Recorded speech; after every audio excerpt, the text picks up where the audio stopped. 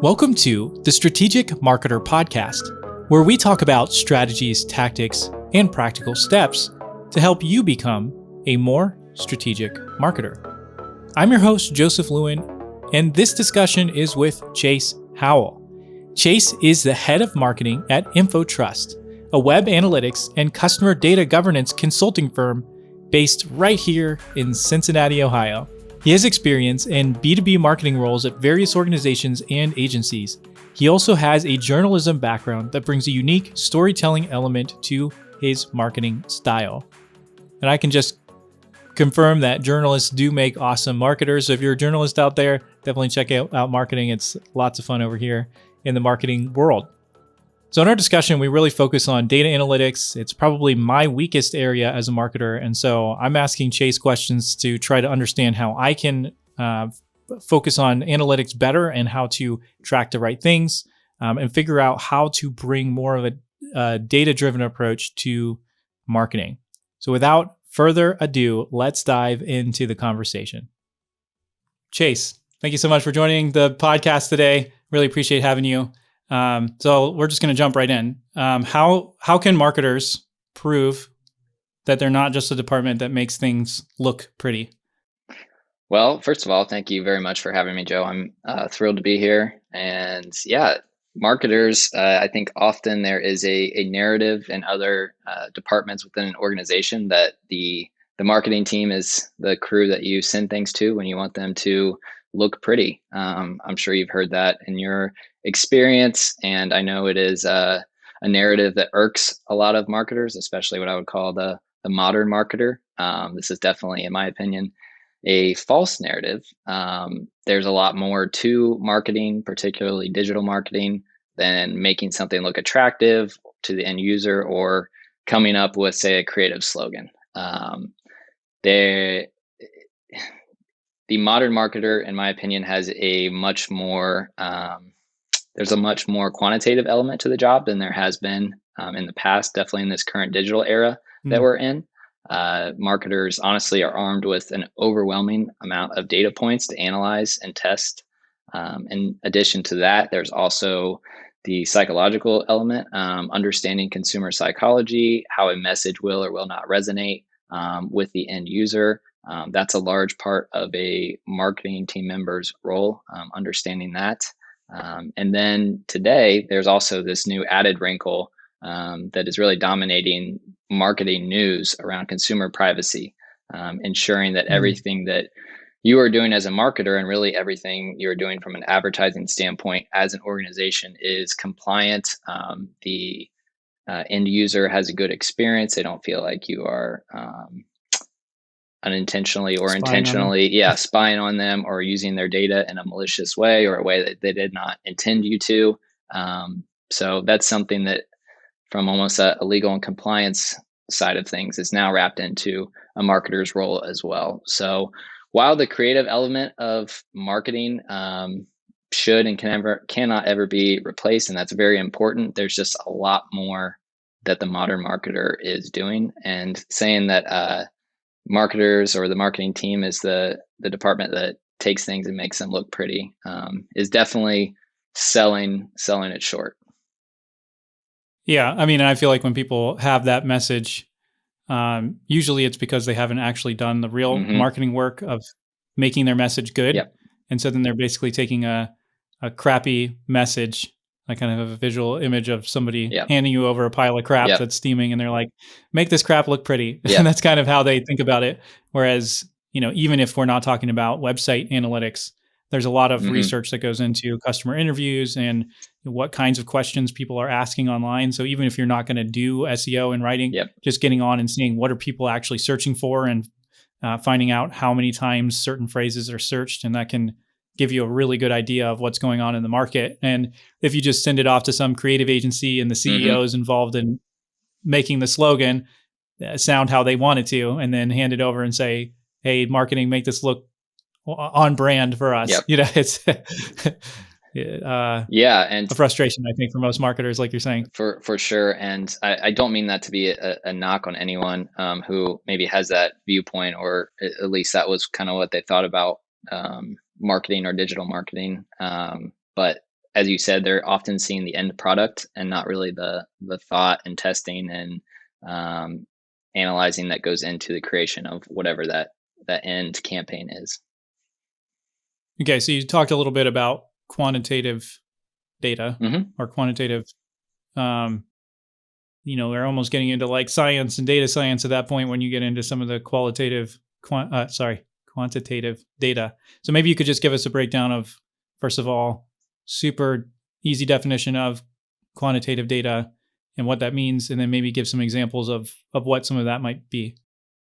Yeah, quantitative data, very simply, is exactly what it sounds like. Anything that can be measured. Obviously, there are metrics that have much more value to the marketer than others, and it's critical for a marketer to understand what metrics to focus on and what to not completely discount, but not to spend too much time worrying about. We can also often fall into the pitfalls of um, vanity metrics, is what we'll call them. So, users that are coming to your site, just the sheer volume or count of users, number of page views. Social media is one that obviously shares, comments, likes, all of those things. While there is some value and it's important to monitor those, we don't want to get too hung up on those types of metrics and those quantitative measures, and spend more time on metrics that matter. No, that's excellent. It's actually interesting because there's a pretty huge raging debate right now on, especially on LinkedIn, about they call it dark social. So all the things that you can't really measure Yep. and some of the value that comes from that versus the things that you can really measure. And I mean, I think in the end of the day, the actual answer is both of those things are really important. Hmm. But if you're not measuring the right data points correctly, then you could be led completely astray Yep. by, likes or even dark social things that they're talking about, which that term would be like the conversations that are happening between um, B2B buyers or between consumers um, that you're not able to be a part of. So, Hmm. if we have a conversation offline about whatever it is, HubSpot, and we're going back and forth about it, that's part of that dark social. You can't really exactly measure Yep. that type of conversation. And that has extreme value as long as it's a positive Yeah. conversation. Yeah. Yeah. And it's something you can't really measure. But on the flip side, then there's metrics that are actually really important to measure. So could you give me an example of some, I know it's going to depend on the business and, it's kind of one of those answers that I'm sure it depends, but what are some examples of quantitative data that you should be paying attention to? Yeah, you're kind of hit the nail on the head. It largely is going to depend on the goals of your organization, your marketing team specifically. I will go into this with a caveat that it very much is dependent on your organization. So it's very important that you track the KPIs that are most important to your company's success. So very rarely is that going to be likes on your latest Facebook post, Right. as you know.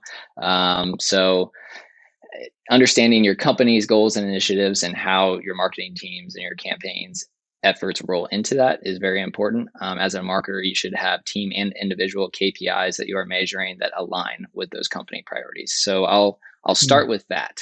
Um, then, if you want to drill down into what marketers should care about metric wise on I'll call it a very micro level, let's say for a specific campaign, some things that you want to start considering. Obviously, conversion rate.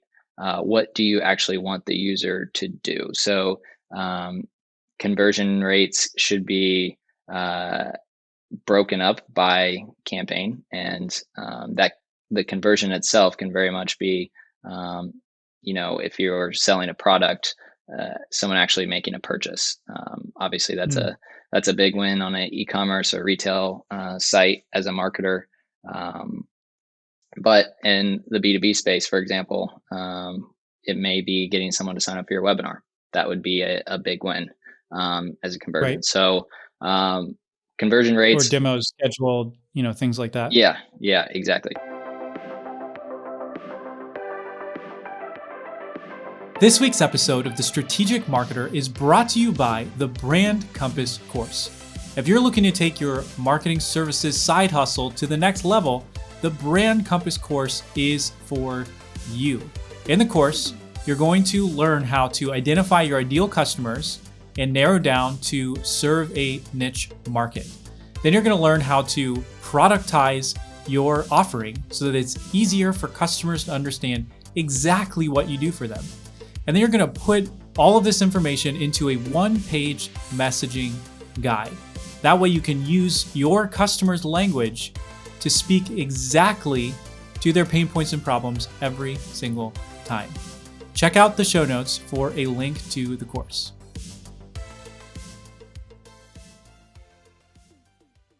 So after conversion rate, I would say the next thing that you need to be focused on is testing results. So A/B split test, you should always be running these, constantly trying to optimize your campaigns, your website for improved conversion rates. So that's another metric, a quantitative measure that you need to be on top of. And once you have a clear winner of a split test, begin testing something else. So it's easy to find a winner and then move on to something else, but then just constantly try to tweak things to see if you can improve that conversion rate a little bit more. A few other things, obviously funnels. How are your leads or visitors to your site moving through your conversion funnel, whatever that looks like for your organization? I know the traditional marketing funnel, I would say, is becoming more custom to each organization, what it actually looks like top to bottom. Sometimes I've even seen newer marketing funnels that are more circular with multiple touch points before someone decides to convert. So whatever that, especially in B2B, yes, it's not as simple typically as yeah, get a LinkedIn ad, read a landing page, and then buy your, whatever webinar or course, and then you're in and you're doing your thing. It's usually going to be a little bit more complex marriage between sales and marketing, and the two processes kind of going in and out through your funnel. Yeah, definitely. I really enjoy a video. I'll give a shout out to Andrew Davis, who is I've seen him speak at a few different marketing conferences, but he talks about the loyalty loop and how there needs to be multiple touch points to the point that you become that prime brand for whatever it is that you are selling. So the user continues to interact with you, and then eventually when it comes to a decision point for them, you are the brand that they think of because they've interacted with you so many points before that to contact your sales team. So yes, the funnel can be different for your organization. It's very different for retail, product marketing, very different for B2B. So whatever that is, but just having a clear understanding of how users are moving across your funnel, what stage they're in, what is causing people to leave the funnel. That's very important to have a key understanding around. And then the last thing, and this kind of ties into that and also conversion rates, but just understanding your different customer segments and how they perform. People who come to your website or even your current customers, they're all going to behave differently, interact differently with your website, with the content that you're putting out, even just your marketing communications. Especially, let's say, I'll use InfoTrust as an example. We work with specific industries, a few specific industries. So how someone who is a marketer in a CPG organization, we have found reacts very differently to our content than someone who is in, say, finance or insurance. So understanding customer behavior within these segments or cohorts is very critical and will help you better understand kind of the benchmarks that you should expect when you put out a campaign towards these different audiences. And it will also allow you to be a lot more tailored with your content, your goals, your expectations as well. Yeah, that's excellent. So having said that, I know you kind of covered this, but maybe we can go one level more practical. So what are some ways when marketers, if somebody doesn't have all of this stuff is clearly laid out as what you guys help people do. I know you guys go in and help people create dashboards and work through all of this, but if you're on a smaller marketing team and you don't have the ability to just call Chase up and be like, "Hey, I want to work with you guys. come on in." What are some ways to pinpoint what the right types of metrics are that you should go after and avoid some of the vanity metrics if you're kind of getting into your data on your own and you're having to figure it out? Yeah, that's a great question. I would say this is going back to kind of where we started. It depends on the goals of your organization and what you're trying to achieve with each campaign. So not all marketing campaigns are made equal. As I said, getting someone to actually contact your sales team or to make a purchase is a very different type of conversion, and obviously carries a much different value than someone converting by registering for a webinar or downloading a white paper on your website. So clearly understanding the goals of your campaigns and how they align with your team and company goals is the very first step, because that will kind of be your guiding light as to what you need to track and what you need to focus on. I'll keep saying it, but there are just an overwhelming amount of data points out there and different Yeah. sources that a marketer today can begin to pull information from. And if you aren't very focused as to what the most important metrics to you and your company are, it all just becomes noise. And you can quickly become overwhelmed. That's honestly when I see lots of marketers start to fall back on those vanity metrics because they are comfortable and familiar. Yeah. So clearly understanding what's most important in my organization. Once you have that, then you can start to work backwards. Okay, revenue in the next quarter is the most important thing for my company, or account renewal is the most important thing for my company. So my campaigns for the next quarter should reflect that. So I need to have a high conversion rate on getting current clients to register for upcoming webinars. That could be the most important metric that you're measuring for the next quarter. Or if it's revenue based and you're at a B2B organization, I need to get X number of conversions on our sales contact form on our site over the next 3 months to then allow our sales team to sign more business. So those are some examples, but yeah, just clearly understanding what's most important to your company and then working backwards.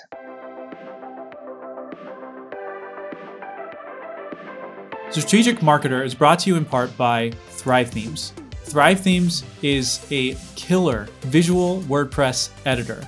They've also recently launched editable themes so that you can edit every element of your WordPress theme. You can create amazing landing pages that are beautiful and conversion focused. They've built all of their products around helping you convert more leads into customers.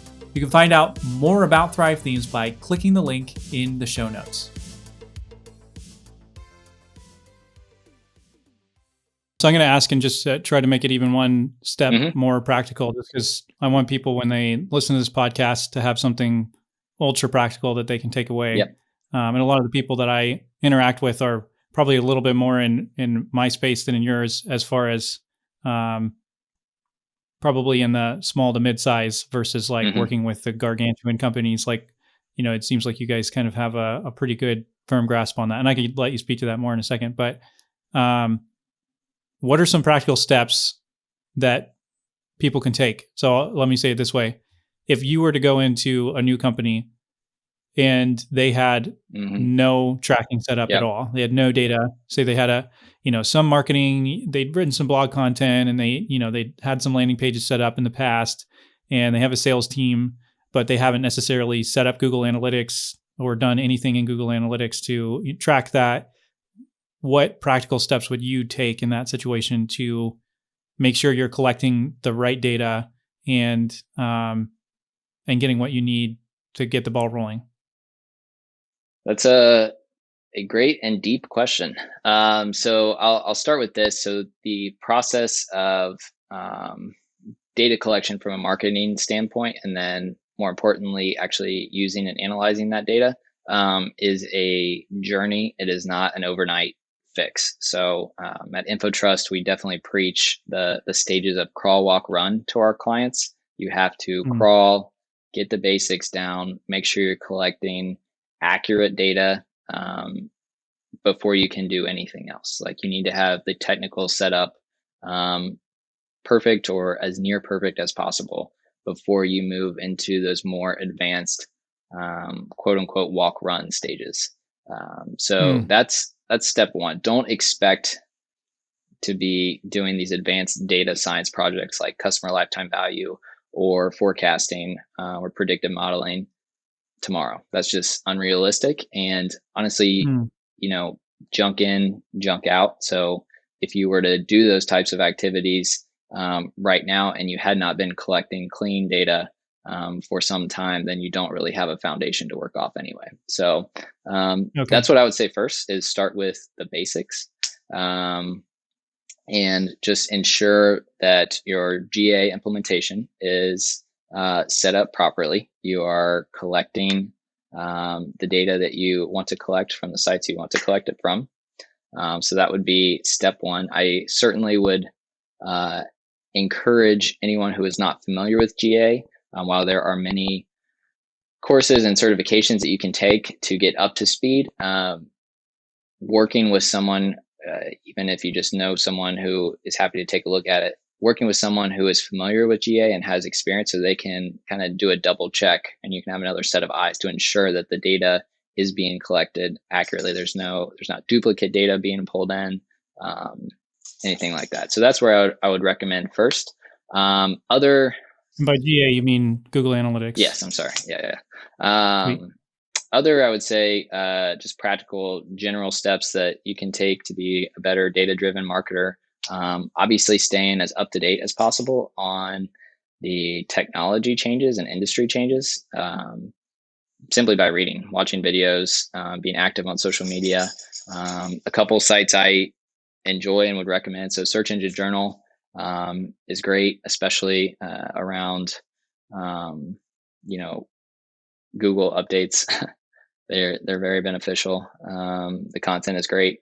Marketing Profs, if you are in the B2B space, certainly check them Mm. out. And then of course Ad Age, Ad Inc, or not Ad Inc, Ad Age, Adweek, for kind of a more macro view of what's happening in digital marketing. So Mm. things are changing so quickly, as is anything that is very closely tied to technology updates. So making sure that you kind of know what's happening in the field, and then also throwing back all the way to our first your first question, just the privacy and compliance arm of this now that is becoming ever more present and more applicable to more marketers. Having an understanding Absolutely. of, oh, is my state where my customers live, is there a new legislation law or a new legislation around privacy that affects how I market to them or collect user data? Yeah. So staying on top of that, super important. Uh, you know, practice makes perfect. So use and explore various measurement platforms. So Google Analytics, certainly, as I said, there are many certifications that you can get around GA. Countless tutorials on YouTube of things you can do in Google Analytics, and even custom views that you can import, like templates. So Mm. definitely just playing with that within GA. SEMrush is another tool I like a lot for SEO purposes. Yeah. HubSpot, obviously, from a marketing automation standpoint, and CRM, but there's countless dashboards within GA or HubSpot as well. That Yeah. HubSpot has some really, yeah, yeah. really good stuff in there. Yeah. Sprout. No, that's great. Yeah. So, Sorry. Go ahead. yeah, I mean, we could probably keep talking on more and more and more practical steps Yeah. for a while here, but just to kind of polish off. So, at what point is it worth it for a company to get outside help with their analytics? I know that ideally it's like, well, everybody should do that, but at what point does it make sense as far as like size of a company or amount of data that they're bringing in to bring in? I'll just say outside help in general Hmm. first, and then at what point specifically, if somebody's running into a challenge, would they want to reach out to you guys at InfoTrust? Yeah.